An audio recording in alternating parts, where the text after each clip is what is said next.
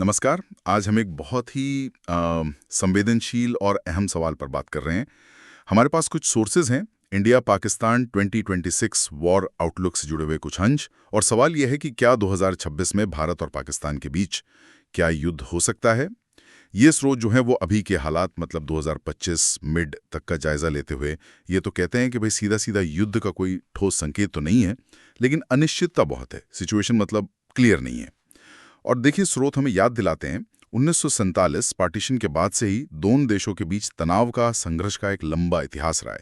3 बड़ी लड़ाइयां 47, 65, 71 में, फिर 99 में कारगिल का वो लिमिटेड संघर्ष, और इन सब के पीछे अक्सर कश्मीर का मुद्दा रहा है ना, वो लगातार टेंशन की वजह बना हुआ है। तो सवाल वाकई बड़ा है। चलिए इसे खोलकर समझते हैं कि स्रोत क्या कह रहे हैं। लेकिन अच्छा ये है कि बैक चैनल बातचीत वो चल रही है गुप्त रूप से। और हाँ, 2021 का जो सीज फायर एग्रीमेंट हुआ था उसके बाद से एलओसी पर क्रॉस बॉर्डर फायरिंग में काफी कमी आई है, ये एक पॉजिटिव चीज है। अच्छा। लेकिन दूसरी तरफ देखें तो ट्रेड व्यापार वो लगभग बंद है, लोगों का आना जाना बहुत ही कम है। और जैसा स्रोत बताते हैं, दोनों तरफ जब इलेक्शन आते हैं तो पॉलिटिकल बयानबाजी वो अक्सर बहुत तीखी हॉस्टाइल हो जाती है। ये तो होता है।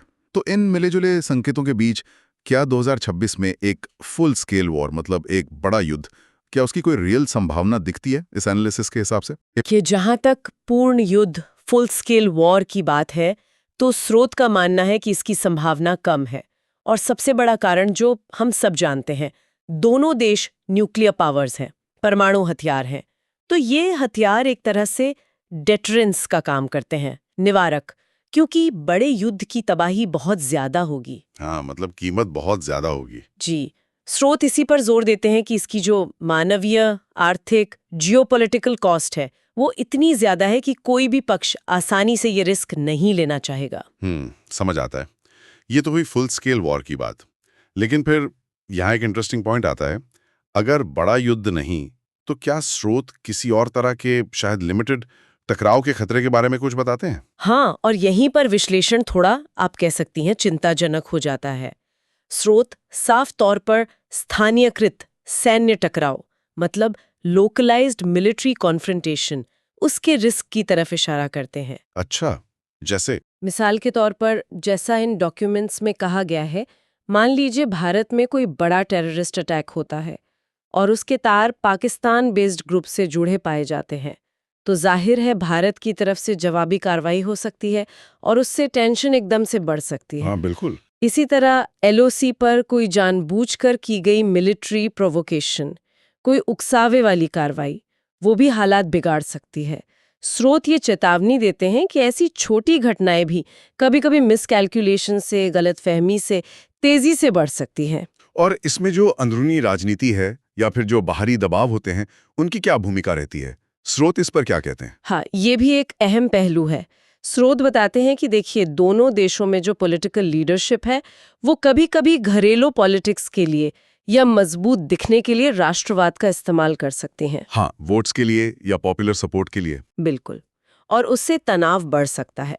लेकिन साथ ही साथ ये स्रोत ये भी बताते हैं कि जो इंटरनेशनल पावर्स हैं, अमेरिका, चीन, यूएन, वो आमतौर पर दोनों साइड्स पर प्रेशर डालते हैं कि संयम बरतें। अच्छा, मतलब एक बैलेंसिंग एक्ट जैसा है। जी, ये बाहरी दबाव अक्सर टेंशन को एक लिमिट से आगे बढ़ने से रोकता भी है।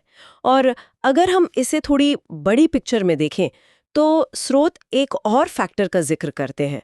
उनका तर्क है कि पाकिस्तान इस वक्त अपनी अंदरूनी राजनीतिक और खासकर आर्थिक अस्थिरता से काफी जूझ रहा है। इकोनॉमिक प्रॉब्लम्स बहुत हैं। और दूसरी तरफ भारत का फोकस अभी अपनी ग्लोबल इकोनॉमिक एम्बिशन पर है, रीजनल लीडरशिप को मजबूत करने पर है।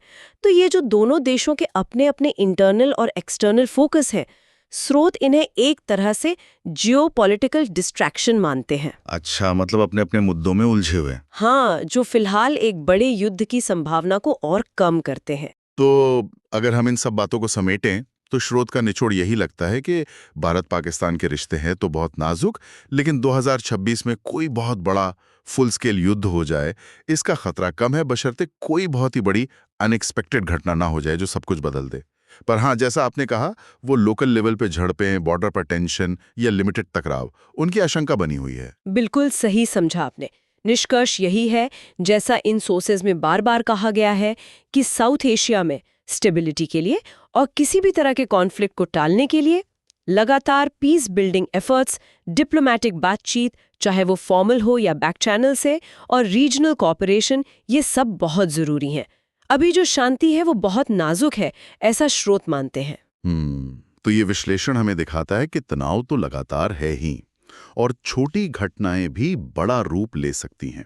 ऐसे में ये सोचने वाली बात है कि सिर्फ सीज फायर जैसी चीजों से आगे बढ़कर ऐसे कौन से ठोस खास कॉन्फिडेंस बिल्डिंग मेजर्स हो सकते हैं, विश्वास बहाली के कदम, जिनका शायद इन स्रोतों में भी जिक्र हो, जो इस बेहद नाजुक रिश्ते की दिशा को वाकई में लंबे समय के लिए बदल सकें।